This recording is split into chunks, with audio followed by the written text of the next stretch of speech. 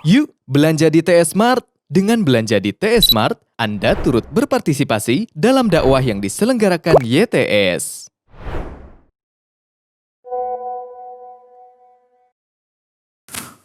Assalamualaikum warahmatullahi wabarakatuh.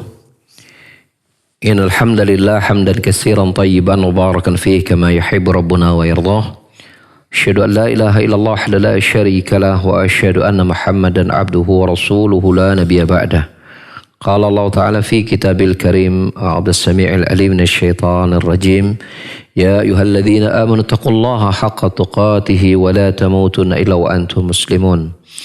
يا أيها الناس اتقوا ربكم الذي خلقكم من نفس واحدة وخلق منها زوجها وبث منهما رجالا كثيرا ونساء واتقوا الله الذي تساءلون به والأرحام إن الله كان عليكم رقيبا يا أيها الذين آمنوا اتقوا الله وقولوا قولا سديدا يصلح لكم أعمالكم ويغفر لكم ذنوبكم ومن يطع الله ورسوله فقد فاز فوزا عظيما أما بعد فإن خير الكلام كلام الله وخير الهدى هدى محمد صلى الله عليه وسلم وشر الأمور محدثاتها وكل محدثة بدعة وكل بدعة ضلالة وكل ضلالة في النار.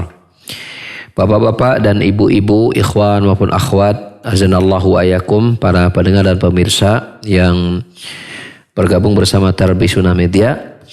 Pada kesempatan kajian kita di pagi menjelang siang hari ini, kita akan membahas tafsir surah Al-Baqarah, masuk kita kepada ayat yang ke-44 di mana Allah Ta'ala berfirman, A'udzusyaitonir rajim, Ata'muruna an-nasa bil birri wa tansawna anfusakum wa antum tatluna al-kitab afala ta'qilun.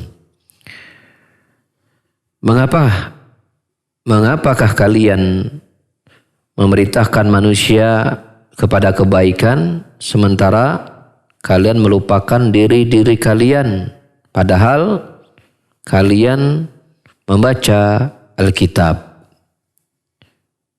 Maka mengapa kalian tidak menggunakan akal fikiran kalian? Syekh Muhammad bin Shalih Al-Utsaimin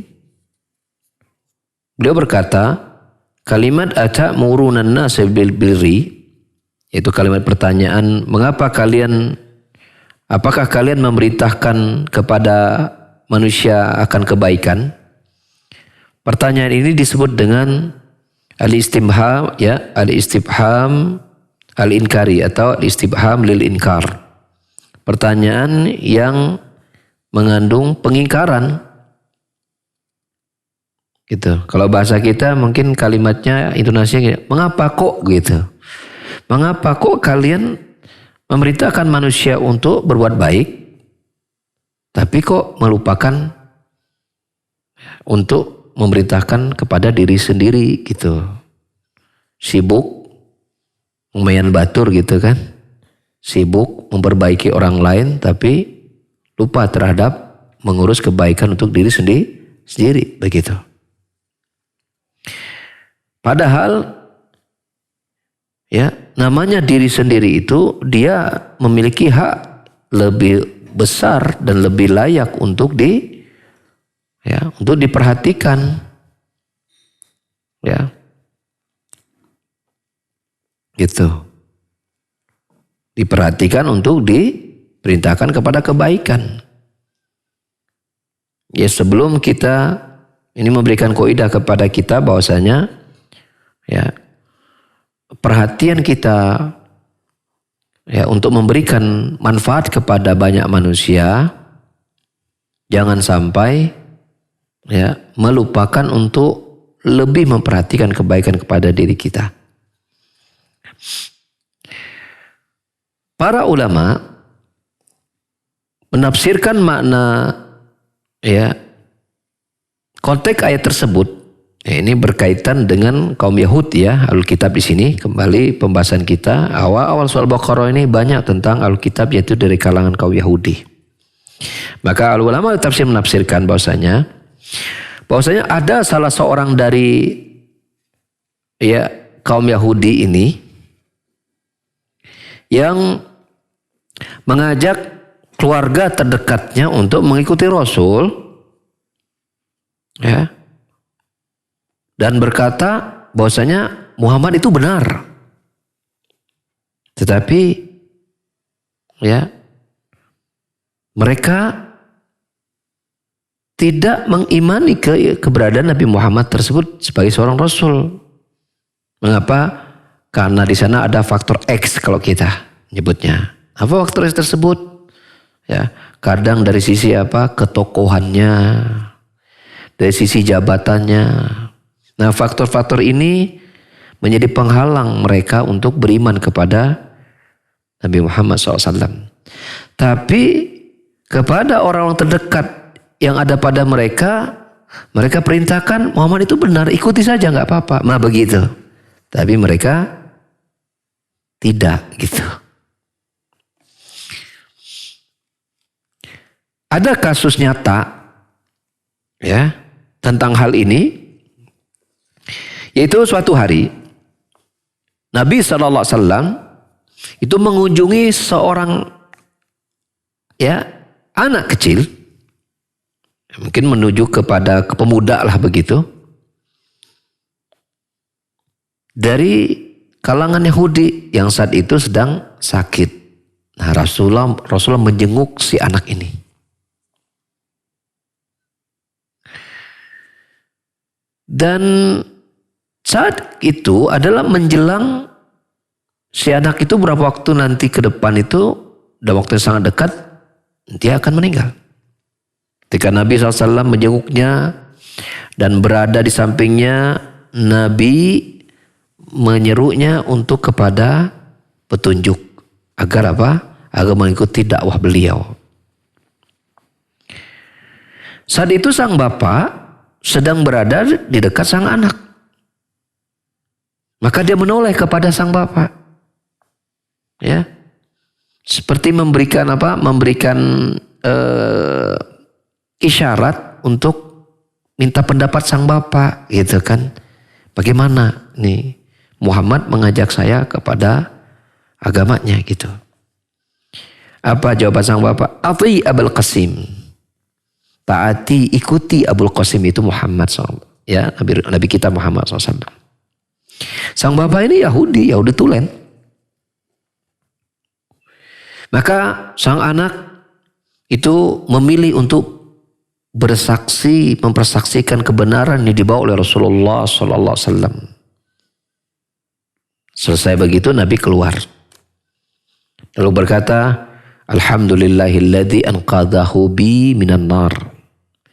Segala puji milik Allah yang melalui dakwahku Allah telah menyelamatkan si anak tersebut dari azab neraka. Nah, si orang tuanya ini Yahudi termasuk apa? Tokoh, termasuk ya para ulamanya dari kalangan Yahudi. Ya.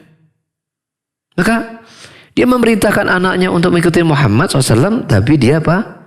Tidak mau melupakan kebaikan untuk dirinya. Mengatakan Muhammad adalah benar, mengajak anaknya untuk ikut Muhammad, tapi dia tidak mengimani tadi karena penghalang, karena dia sebagai tokoh agama, ya, sebagai orang yang banyak pengikut, gitu kan. Kalau tiba-tiba kemudian dia berubah, apa mungkin ya pandangan dari para pengikutnya atau masyarakatnya tentang dirinya kalau dia mengikuti ajaran Muhammad SAW. Tapi dia tahu Muhammad adalah benar. Maka untuk anaknya diarahkan kepada anaknya untuk mengikuti Nabi Muhammad SAW. Tapi kok dia tidak.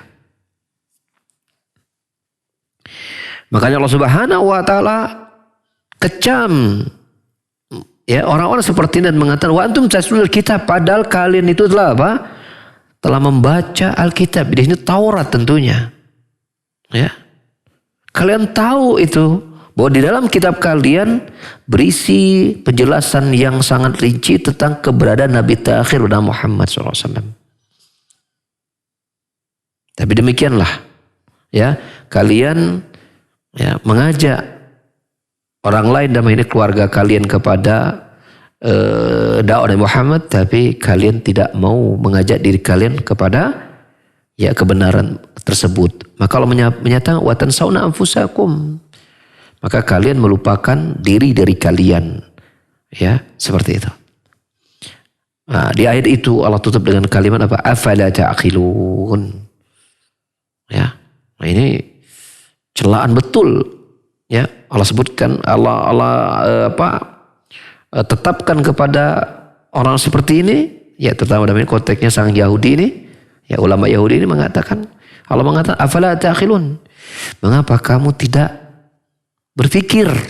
Mengapa kalian tidak menggunakan otak kalian begitu? Ya.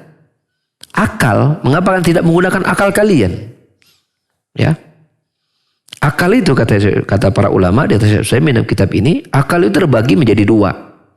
Ada dikatakan berakal itu artinya dia itu paham. Orang yang bisa mengetahui sesuatu dikatakan dia orang berakal. Ada lagi berakal diartikan apa? Orang yang cerdas yang bisa mengambil keputusan bagaimana dia mendapatkan kebaikan dan selama di keburukan. Itu namanya apa? Orang yang berakal bermakna orang yang cerdas. Maka ada orang yang memiliki akal tapi gak cerdas itu. Dan pengertian apa? Dia bisa paham mana yang baik dan mana yang buruk. Dia bisa paham mana yang rusak, mana yang kemaslahatan. Tetapi dia tetap dikatakan tidak berakal ketika dia lebih memilih mengikuti hawa nafsunya dan mengikuti keburukan, mengikuti kesesatan daripada mengikuti kebaikan dan kebenaran. Maka boleh saja kita mengatakan ada orang yang tahu benar, dia tahu itu benar tapi dia tidak melaksanakannya, dikatakan tuh orang gak punya akal. Kalau bahasa kita gak punya otak gitu.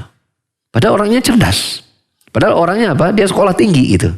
Maka bisa dikatakan ketika dia memilih untuk tidak mengikuti kebaikan, tidak kebenaran, kita mana tuh orang gak punya otak. Padahal sekolahnya tinggi misalnya. Kalau IQ mungkin IQ di atas rata-rata. Nah gitu. Maka Al-Quran boleh memberikan sebuah istilah kepada orang seperti itu yang otaknya tinggi, ya IQ-nya tinggi, dan dia bisa membedakan mana yang benar mana yang buruk, tapi dia lebih memilih keburukan. Ya, nah berarti yang dia dahului adalah apa? Hawa nafsunya. Maka Allah menyebutkan tuh orang pada dasarnya nggak punya otak juga, gitu. Tidak punya akal. Yang seperti itu. Ya. Dari ayat ini tentu ada beberapa faidah yang bisa kita petik ya.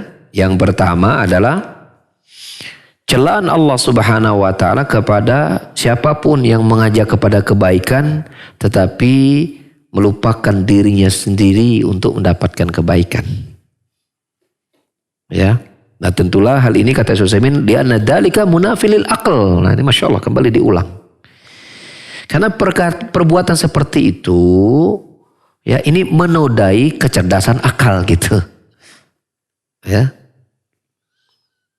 Bahkan kita lihat Rasulullah SAW memberikan ancaman-ancaman yang sangat berat kepada orang-orang yang sibuk mengajak manusia kepada kebaikan tapi melupakan diri mereka. Rasul bersabda annahu yu'ta birrajul fayulqa fin nari fatandalaqu aqtabuhu. Jadi ada seseorang yang didatangkan kemudian dilemparkan dalam api neraka lalu kemudian terburailah usus-ususnya. Isi perutnya itu keluar terburai.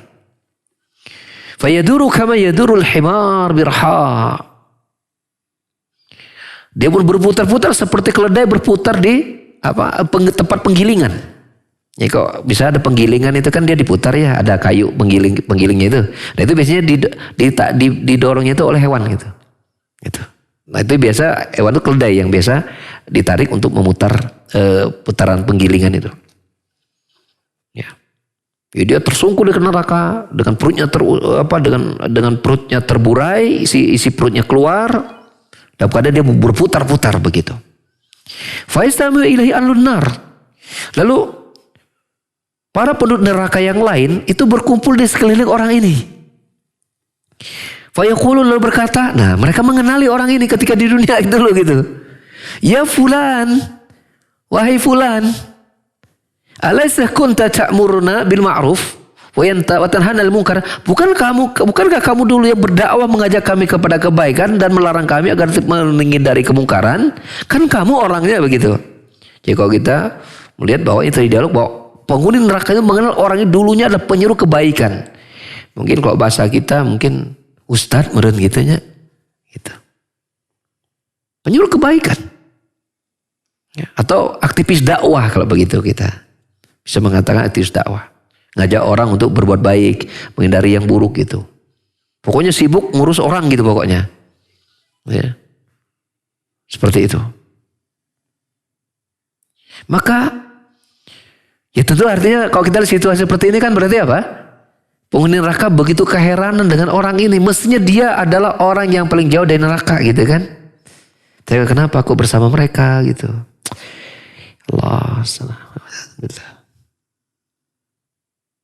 Maka orang yang menjawab, ya kuntu amrukum bil ma'ruf wa la atihi wa anhaakum 'anil munkar wa atihi. Dulu aku memerintahkan kepada kalian untuk berbuat baik, malah aku tinggalkan. Aku melarang kalian untuk berbuat buruk, malah aku yang ngerjain gitu. Maka kira-kira ini kan penghuni neraka dialog tuh. Yang satu penghuni neraka ya kumpul manusia, yang satu lagi nih dai yang dulu mengajak kebaikan kepada masuk neraka.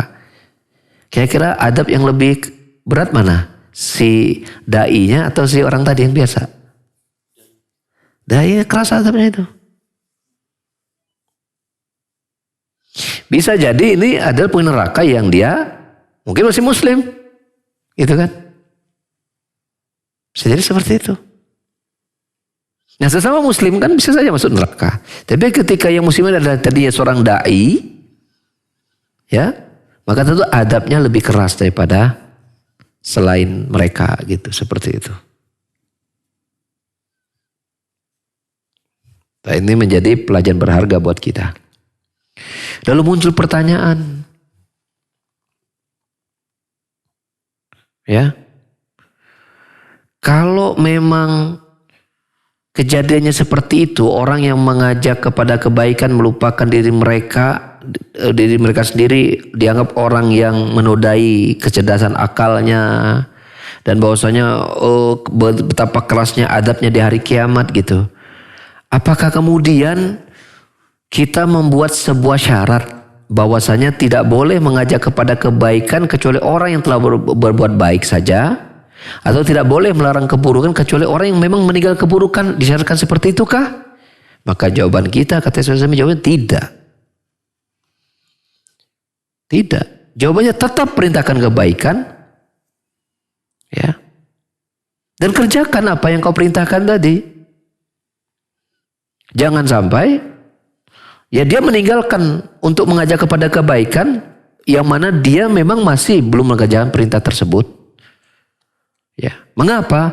Karena ketika dia mampu untuk mengajak kepada kebaikan walaupun dia belum bisa melakukan diri sendiri, tapi kemudian dia tidak lakukan, maka dia telah melakukan dua kesalahan sekaligus. Pertama, tidak mengerjakan kebaikan yang dia sudah ketahui. Kedua, tidak menyuruh kebaikan yang sudah dia ketahui tadi untuk disampaikan kepada orang lain. Dia mendapatkan dua dosa. Kita sekarang kita tanya, sebelum dia mengajak orang lain, dia tahu nggak bahwa itu baik? Yang kemudian dia tinggalkan. Jawabannya tahu tidak? Jawabannya dia tahu itu baik, tapi dia belum melaksanakan. Nah itu dosa ya, satu dosa. Tapi ketika dia juga tidak mengajak orang lain untuk berbuat baik, dia dosa dua kali gitu. Sekarang gini, ada orang tua yang dia sholatnya belang betong.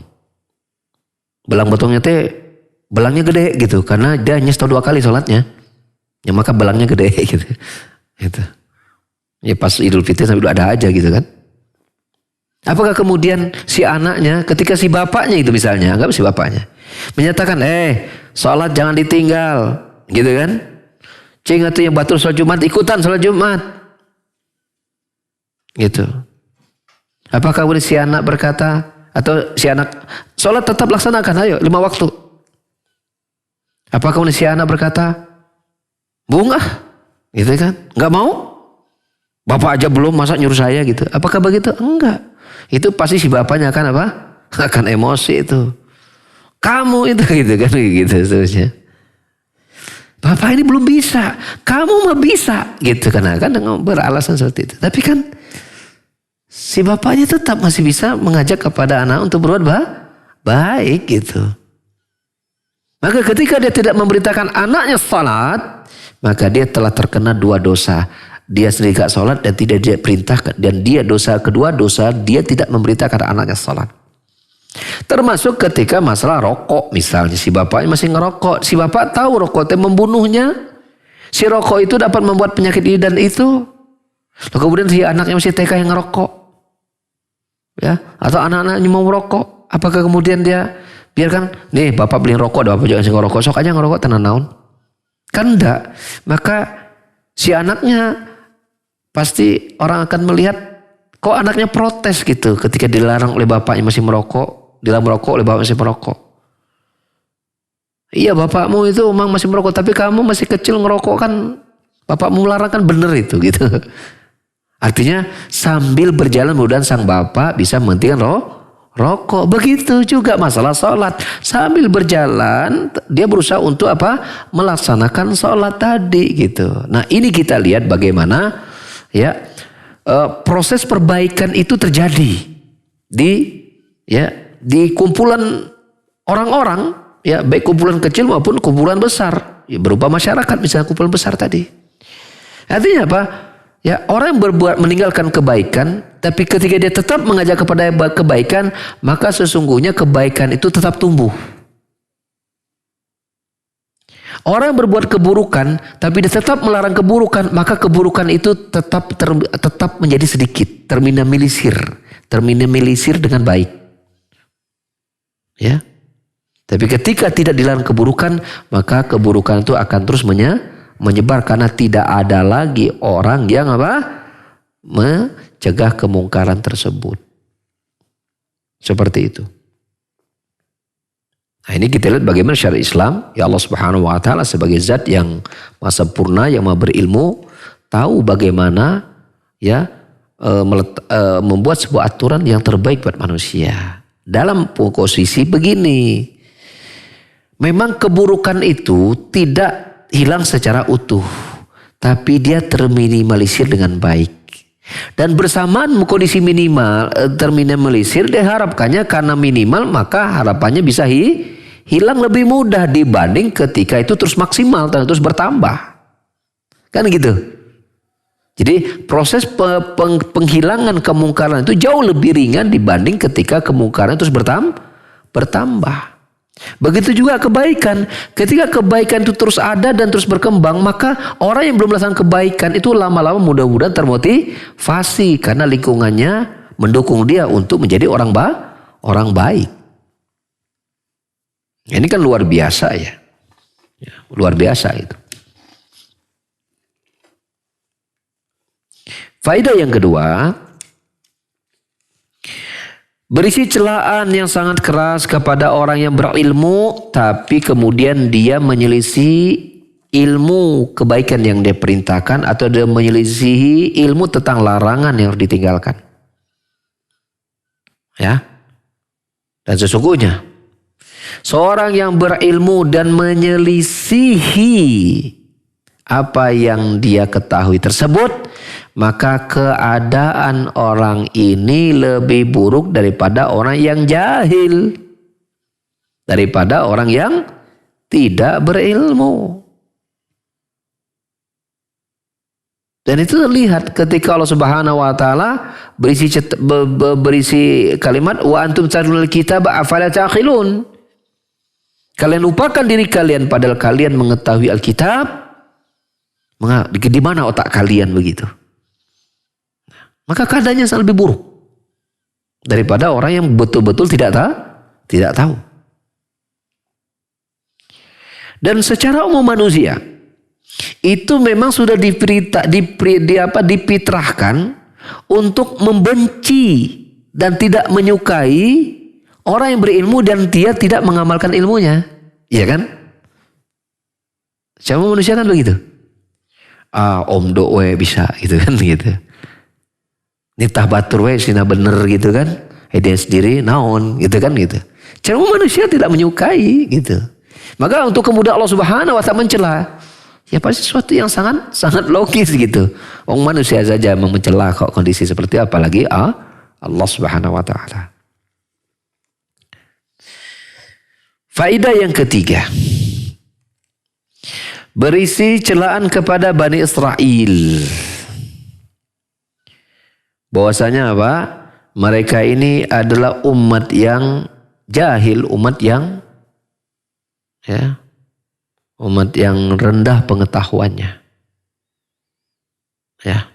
Di sini kalimat Syekh Utsaimin ini bahkan ada kalimatnya hamqa. Hamqa itu di bawah bodoh dungu itu. Itu hamqa.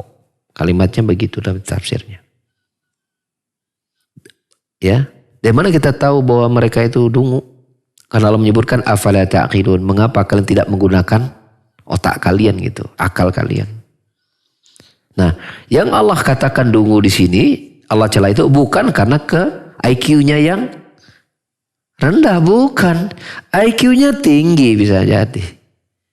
Kemampuan dia untuk mengetahui sesuatu itu tinggi. Kasih pelajaran sulit apapun gampang dikuasai.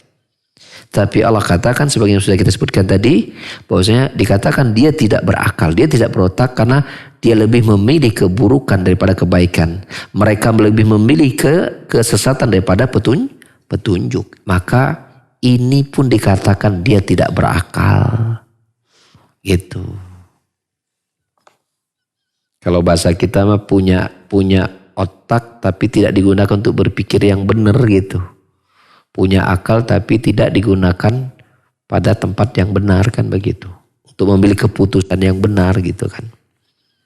Padahal perkaranya simpel. Perkaranya sangat simpel. Mereka itu tahu isi kitab gitu masalahnya. Kan sangat simpel masalahnya itu. Sehingga mudah untuk memutuskan mana yang diikuti gitu kan. Mudah. Dan malah ditinggalkan mudah. Tapi segitu mudahnya masih memilih yang salah. Pantas kan dikatakan idiot kan. Apalagi judulnya. Kalau bukan idiot gitu, dungu gitu. Karena mudah sekali. Gitu. Perkaranya sudah sangat jelas. Faedah terakhir dari ayat tersebut, saya berkata. Bahwasanya siapapun yang memberitakan kepada kebaikan. Namun tidak mengerjakan kebaikan yang dia beritakan tersebut. Atau siapapun yang melarang kepada keburukan, kemungkaran. Namun sebaliknya dia malah mengerjakannya. Maka orang-orang yang seperti ini walaupun dia termasuk umat Muhammad SAW. Termasuk kaum muslimin sekalipun. Maka pada diri orang tersebut telah tersisipi sifat seperti kaum Yahudi. Berilmu tapi tidak diamalkan. Dan itu masuk dalam tafsir surah Al-Fatihah. Yaitu siapa? Al-Maghdubi alaihim. Ya, kita kan berjudul dari ghairil maghdubi alaihim. Bukan jalan orang-orang yang dimurkai. Siapa di sini? Rasul menafsirkan mereka adalah kaum Yahudi. Kenapa? Dengan sebab apa mereka dimurkai? Karena mereka memiliki ilmu, mengetahui kebenaran tapi tidak diamalkan. Maka siapapun dari umat Islam yang kemudian dia memiliki ilmu tentang kebenaran yang datang dari Islam tapi kemudian dia tidak amalkan, maka pada dirinya ada sifat seperti Yahudi. Buruk apa baik? Jawabannya buruk. Ya, waliyadzubillah, kita berlindung kepada Allah Subhanahu wa taala dari terjerumus kepada sifat-sifat buruk yang dicela oleh Allah Subhanahu wa taala. Sepertinya sampai di situ dulu ya. Kita satu ayat saja ya. Sebab stressing dari tiap ayat itu berbeda-beda. Kalau kita satukan dalam satu pembahasan, kita khawatir nanti terlalu banyak yang dikaji, akhirnya yang diambilnya jadi malah bingung ya. Mending sedikit tapi masuk gitu ya. Syukur-syukur masuk semua. Ya, sampai di situ ya yang bisa kita kaji. Kalau ada pertanyaan silakan. Ustadz atas pemaparan materi yang disampaikan.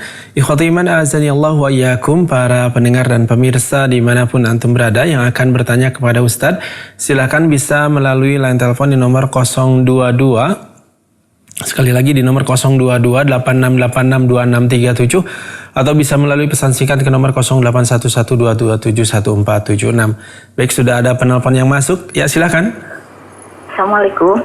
Waalaikumsalam warahmatullahi wabarakatuh. Dengan Ibu siapa di mana? Bu Yati Melonggring. Ya, Ibu Yati di Melonggring. Silakan Ibu Yati. Ini Ustadz mau bertanya ya. Kalau lingkungan kita, tetangga, suka apa deh? Kan suka simpan pinjam, menjalankan riba. Terus kalau hari Ahad itu ya Ustadz, apa deh? Suka senam ini banget, keras banget gitu Ustaz. Terus yang simpan pinjam itu, terus yang ngambil mobil yang ada bunganya, udah kita peringatkan barusan juga ke rumah ya. Terus dikasih itu, so kalau mau ini belajar dari sunnah-sunnah gitu, bisa paralel kita kasih, udah berapa kali kasih tahu. Tapi dianya itu ya nanti terus gitu Ustaz. Apakah kita nggak usah bosan harus nyaranin terus gitu Ustaz sama tetangga yang dekat gitu, agar diberi hidayah, selain mendoakannya kita sambil berusaha. Itu aja Ustaz. Assalamualaikum warahmatullahi wabarakatuh. Jazakumullah khairan. Jazakallah khairan. Jazakallah khairan. Iya. Tadi pertanyaannya apakah terus, jawabannya terus. Ya, jawabannya terus. Karena kan kita tidak tahu di hari apa Allah membukakan hidayah kepada orang tersebut ya. Itu yang pertama. Kenapa harus terus? Yang kedua, dalam berdakwah itu yang kita cari adalah pahala dari Allah Subhanahu wa taala. Terlepas dia menerima dan tidak, itu bukan lagi wilayah kita. Itu urusan Allah Subhanahu wa taala. Maka kenapa kita terus, sebagaimana terusnya kita sholat. Kita kan nggak tahu sholat kita diterima atau tidak, kan nggak tahu kan? Tapi apakah dalam ketidaktahuan kita diterima atau tidak kita berhenti sholat? Kan tidak. Kenapa? Karena kita hanya berusaha untuk mengumpulkan pahala. Begitulah dalam kita berdakwah. Teruslah kita berdakwah karena yang kita cari adalah pahala untuk kita. Untuk kemudian dia berubah dan Allah merubahnya, maka itu pahalanya lebih besar lagi. Kata Nabi SAW dalam hadits Muslim, la yahdiyallahu bika rajulan wahidan khairul laka min humrin na'am. Allah Subhanahu wa taala memberikan hidayah kepada seseorang melalui dirimu, maka itu lebih baik daripada ya seekor unta merah, gitu kan, simbol kemewahan ya, kendaraan yang mewah seperti itu. Maka itu bonus tambahan lagi gitu kan, seperti itu. Maka teruslah kita berdakwah. Apatah lagi orang yang kita dakwahkan tadi seperti yang Ibu sampaikan, dia pada dasarnya tidak menolak secara frontal ya, tapi menolaknya secara halus gitu kan. Maka kehalusannya tersebut menjadi peluang buat kita untuk terus berdakwah. Kan kadang-kadang kita merasa kesulitan ya kalau dia sudah menutup diri dulu, apalagi sudah memasang muka perang gitu kan. Kita kan lebih susah untuk mendakwahinya.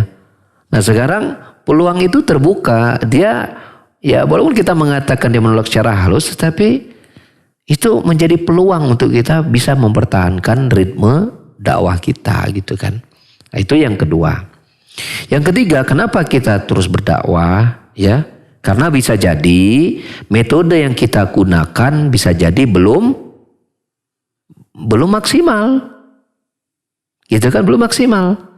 Tadi Ibu menyampaikan, saya dengar mungkin ada 2 atau 3 metode. Nah coba ditambah menjadi 3.000 gitu misalnya kan gitu.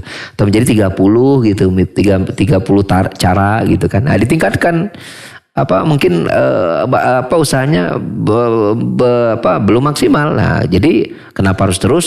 Ya, karena bisa jadi ya metode dakwanya belum dimaksimalkan. Nah, coba ibu cari ya, terus cari gitu. Sambil terus berdoa kepada Allah agar Allah Subhanahu wa taala membukakan hatinya gitu kan. Nah, terus cari metode yang mudah-mudahan tepat bersamaan dengan hidayah Allah turun gitu kan, seperti itu. Ya, ibu cari mungkin sekali-sekali berikan dia poster nasihat gitu kan. Itu. Kan kalau tadi ibu menyampaikan diajak ngobrol udah, suruh ngaji, dengerin kajian udah, ini saluran dakwahnya sudah gitu kan. Nah, coba tambah lagi metodenya, mungkin mengirimkan poster nasihat tentang keutamaan surga bagi orang yang istiqomah gitu misalnya kan, bahayanya bagi orang yang terus menerus dalam keburukan padahal dia sudah mengetahuinya, mungkin bisa seperti itu. Cari cari momentum waktu yang tepat yang kira-kira orang ini insya Allah mudah-mudahan mau membaca dan mau mendengarkan dan mau memikirkan gitu kan, seperti itu. Alasan yang terakhir kenapa kita harus terus, karena para nabi dan rasul mencontohkan kita dakwanya terus-terusan kan. Ya. Dakwanya terus-terusan sampai mereka wafat gitu. Nabi Nuh berdakwah sampai 950 tahun lebih gitu kan. Itu. Kita mungkin baru berdakwah mungkin ya belum lama ya, mungkin anggaplah udah 2 tahun, 3 tahun atau 5 tahun. Nah, itu kan, tapi kita melihat bahwa itu kayaknya udah lama gitu ya gitu. Nah, mungkin persepsi lama pendeknya itu yang harus kita rubah gitu mindsetnya. Ya. Jawabannya lamban itu ya mungkin mungkin harus kita sepanjang umur kita gitu mestinya gitu. Nabi kita Muhammad SAW saja mendakwai pasang paman Abu Thalib itu kan sampai sang pamannya mau wafat terus didakwain kan gitu. Padahal keberadaan beliau sebagai nabi ya itu kan sudah terlihat tanda-tandanya sejak beliau diasuh oleh sang paman, yaitu di umur 8 tahun kan. Ya, dalam kitab Rahul Maktum itu dijelaskan demikian dalam Sirah Nabawiyah Rahul Maktum. Ya, Syekh Safiur Mubarak Furi begitu. Tanda-tanda kenabian sudah kelihatan sejak kecil. Ya. Nah, diangkat menjadi nabi 40 tahun. Ya, umur 40 tahun. Di 13 tahun berikutnya kan Abu Thalib kan wafat itu. Berarti kalau kita lihat, kalau kita mencontoh Nabi kita Muhammad SAW saja mendakwakan sang paman itu kurang lebih 13 tahun sampai sang paman wafat. Pertanyaannya, kita berdakwanya sudah 13 tahun belum? Belum, Ustaz. Nah, berarti ya terus dakwah gitu. Minimal 13 tahun gitu ikutin Nabi gitu kan. Kalau ini ikut sunnah Nabi gitu kan. Seperti itu. Itu kepada 11 sang paman gitu. Ya. Allahu a'lam bishawab, ya itu jawaban saya. Ya harus ya terus dakwah mah terus. Apalagi kalau peluang terbuka, insyaallah terus.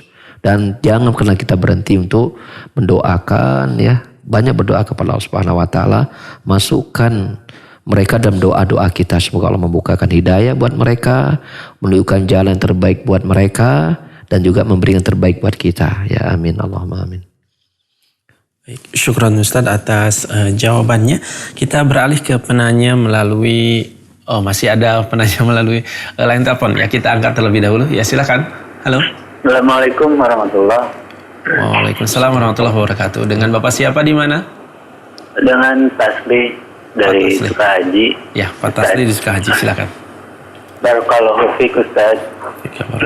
Ustaz, kalau saya menyimak apa yang disampaikan tadi, Ustaz, saya malah beranggapan bahwa andaikan kita mencoba untuk setiap ilmu yang kita dapat itu diaplikasikan dulu, kemudian diamalkan seperti yang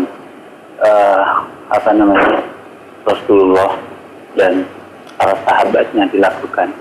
Jadi Rasulullah misalnya seperti yang saya dapat itu adalah misalnya dapat 10 ayat kemudian diamalkan dulu, kemudian setelah diamalkan baru diaplikasikan, baru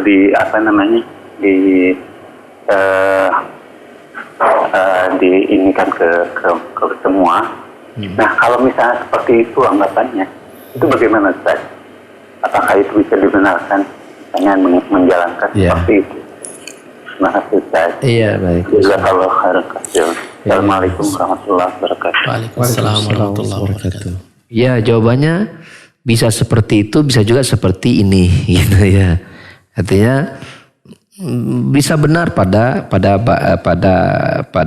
kondisi yang tepat, gitu kan. Bila kita ibaratnya orang yang baru berhijrah, misal anggap, ya, yang kita blank tentang agama, maka kewajiban kita adalah belajar. Belajar. Jangan dakwah dulu. Cuman persoalannya adalah apakah nunggu jadi diploma 1 dulu 1 tahun baru berdakwah, gitu kan? Minimal diploma 1 gitu baru dakwah. Belajar setahun dulu baru kita bisa dakwah gitu. Apa jawabannya begitu? Jawabannya tidak. Ya, lihat kasus per kasus. Kalau itu perkara yang bisa kita dakwakan dan dia juga tuh tahu tuh pas pernah kita dakwakan, cuman nggak ada yang ngingetin, nah kan? Ngingetin itu termasuk dakwah bukan? Dakwah. Nah, cara ngingetin itu kan insya Allah semua orang bisa melakukannya. Ngingetin loh ya, bukan ngucapin dalil gitu kan? Misalnya kita lihat ada teman kita yang nggak sholat gitu misalnya, bisa nggak kita ngingetin dia? Bisa. Ngingetinnya dakwah bukan? Dakwah. Tapi kan saya nggak pakai dalil. Lo ngingetin itu kan nggak harus pakai dalil-dalil juga gitu kan? Paling nggak, ini udah waktunya sholat nih, ente sholat nggak? Belum bro, gitu kan? Ah, itu kan dakwah juga. Makanya Nabi SAW, apalagi Allah Subhanahu Wa Taala meletakkan dakwah itu bagian dari ibadah dan sesuai kemampuan. Fattaqullaha mastata'tum, bertakwalah sesuai kemampuan kalian. Ya, Nabi bersabda, "Man ra'a minkum munkaran falyughayyir bi yadihi, falam yastati' fa bi lisanihi, fa lam yastati' fa bi qalbihi, wa dzalika adhaful iman." Hadis riwayat Muslim. Barang siapa, nah perhatian oleh kita, ini kaidahnya. Jadi kalau udah bicara tentang mengajak kepada kebaikan, ya memang kasus per kasus harus kita lihat. Kata Nabi bersabda, barang siapa melihat kemungkaran, ubah dengan tangan, artinya dia punya power tuh. Ya, lakukan. Kalau nggak mampu, berarti nggak punya power ya. Dengan lisan, maksudnya apa? Dia mampu untuk menyampaikan lisan. Nah, mampu menyampaikan dengan lisan ini adalah apa? Sesuai dengan kemampuan lisannya kan? Sampaikan. Contoh misal, ada orang yang mabuk. Saya baru hijrah. Apakah kemudian saya tidak cegah orang mabuk? Jawabannya cegah. Bila kita mampu mencegahnya. Kita nggak punya power, Ustaz. Ya jangan pakai power. Pakai lisan. Caranya bagaimana? Nah, itu yang kita pakai strategi ngingetin gitu kan. Ketika ada yang mabuk itu, ya kita misalnya lihat di saat dia sudah mulai agak tenang gitu kan. Atau cara momentum bisa bulan Ramadan misalnya kan, dia lagi nggak mabuk gitu, atau hari biasa dia lagi nggak mabuk, kita ajak ngobrol gitu kan. Itu ngobrol dulu masalah ngelur ngidul hal yang sifatnya duniawi yang tidak melalui syariat gitu kan. Gitu. Setelah itu kita mulai sedikit masukin gitu. Ente kayak modelan lihat masih kayak gitu tuh, ente nggak khawatir tuh ketika kayak gitu kan. Bahaya tuh, itu kok bisa membuat terbakar macam-macam gitu. Nah, itu kan bagian dari dakwah juga. Makanya kita lihat kasus per kasusnya. Tapi kalau kita masuk kepada orang pada kasus yang lebih rumit, yang itu memang orang berdiskusi, kita harus membantah syubhatnya gitu kan. Maka itu nggak ada kewajiban kita untuk melakukannya. Atau kepada orang yang kalau kita ngomong, dia nggak akan dengar, maka nggak ada kewajiban kita ngomong saat itu. Tapi kita dakwain nggak? Dakwahkan dengan semampu kita. Kita nggak bisa pakai lisan, minimal dengan hati gitu. Kita ingkari kemungkarannya dengan hati kita. Mungkin kita bisa ambil jalan yang lain, mungkin nggak dengan lisan, mungkin dengan dengan kasih hadiah plus buku misalnya kan. Itu dengan akhlak yang baik, yang dengan dia itu mungkin melihat bahwa kita tetap berusaha untuk menjaga hubungan baik. Ketika ada momentum bagus, kita mungkin ya berikan masukan gitu kan. Mungkin tadi dari contoh si ibu ngajak supaya dia mungkin bisa kenal sebuah channel dakwah gitu kan, seperti itu. Kita kasih dia mungkin stiker gitu kan, itu 1476 AM gitu kan misalnya. Kalau ada itu juga gitu. Mungkin di situ dia penasaran, naon 1476 AM teh. Lagi menyendiri gitu, lagi iseng diputer-puter, didengar kajian ya, cara mudah menuju surga. Ini cara mudah selamat dari azab, cara mudah membersihkan dosa. Wah, ini saya butuh nih gitu kan. Hanya modal stiker gitu kan. Kita kan nggak tahu dari cara dan pintu mana Allah Subhanahu wa taala memberikan hidayah. Jadi lihat kasus per kasus ya, lihat kasus per kasus, lihat juga kapasitas kita ya dalam kita menempatkan posisi kita dalam dakwah gitu kan. Lihat posisi kita, lihat juga kasus kemungkaran yang terjadi seperti apa. Jadi nggak harus menjadi seorang ustadz dulu gitu kan. Ustadz itu ada, kalau ustadz mah lebih banyak lagi kerjaannya. Menggarap yang sudah membatas syubhat, menggarap orang yang awamnya juga kan gitu. Tapi kalau orang yang awam dia bisa berdakwah sesuai dengan keawamannya sebatas yang bisa dilakukan gitu kan. Seperti tadi ngingetin, itu dia bisa. Ya, orang yang didakwakan udah tahu bahwa itu tuh udah tahu bahwa dia salah gitu kan. Nah, kita cari metode dia ngingetin dia supaya dia sadar gitu kan, seperti itu. Banyak loh orang-orang yang tidak tahu agama tapi bisa nyadarin orang itu berubah dari keburukan. Banyak. Dia nggak pakai ayat dan hadis, tapi pakai pendekatan persuasif yang bagus. Orang mau ikut ucapan dia gitu kan. Seperti itu. Dan ketika sudah mulai masuk kepada teori yang lebih dalam ya, dia arahkan kepada ustadz yang lebih berilmu. Nah kan itu berarti bagi-bagi tugas dalam dakwah, dan itu bagus. Itu Allah a'lam bishawab. Ya saya kira mungkin kita cukupkan dulu kajian kita sampai di situ. Ya, atau ada WA? Ustaz, boleh? Satu lah ya, satu lagi ya. Dari pesan singkat. Oh, udah pesan singkat, mangga boleh. Baik. Terakhir ya. Iya, dari Ridho di Cijerah, Ustaz. Iya. Afwan Ustaz, Ana mau bertanya, orang tua Ana dua-duanya sudah meninggal.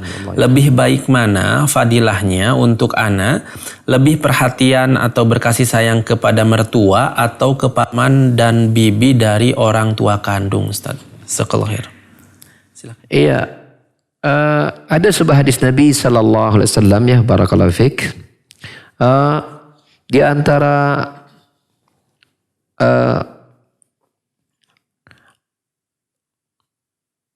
minal bir, kata Nabi SAW, termasuk kebaikan adalah antasila wudda abik, gitu. Kalau SAW, yaitu engkau menyambungkan hubungan baik kepada orang-orang yang disayangi oleh bapakmu, oleh orang tuamu, gitu. Itu. Maka paman-paman kita dari orang tua kita segala macam, ya kita sambung hubungannya, karena itu termasuk berbaik kepada orang tua. Lakukan itu. Nah sekarang kita mertua.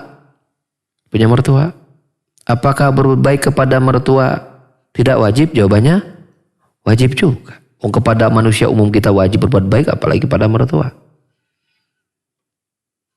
Cuman kalau tadi ditanya mana yang lebih gitu ya. Mungkin yang lebih itu lebih besar pahalanya gitu atau gimana, nggak tahu saya ya. Kalau bicara tentang mana yang harus dilakukan, jawabannya lakukan semua ya. Lakukan semua. Itu. Mana yang lebih baik, Allahu a'lam bishawab ya. Allahu a'lam bishawab. Saya nggak bisa harus tanya lagi ya itu. Cuman intinya saran saya sih ya. Saran saya. Kalau kita sebagai seorang muslimah rakus ajalah dengan sebuah kebaikan mah gitunya. Adika paman, uwa gitu kan, sambung hubungan silaturahim dari orang tua kita yang sudah meninggal ke mertua, sambung hubungan baik karena dia orang tua dari istri kita gitu. Jadi rakus saja lah dengan apa? Dengan semua kebaikan mah gitu. Selalu bisa kita kerjakan semua ya, sebaiknya kita jangan munculkan pemilahan gitu. Kok bisa kita menjadi sumber kebaikan untuk semua orang, mengapa tidak? Bukankah Islam itu rahmatil alamin kan? Mengajarkan kita menyebarkan kasih sayang sebanyak-banyaknya, kan begitu yang Islam ajarkan. Nah itu saran saya ya. Allahumma bisawab. Subhanakallahumma hamdika asyhadu an la ilaha illa anta astaghfiruka wa atubu ilaik. Wa akhiru da'wana alhamdulillahi rabbil alamin. Wassalamualaikum warahmatullahi wabarakatuh.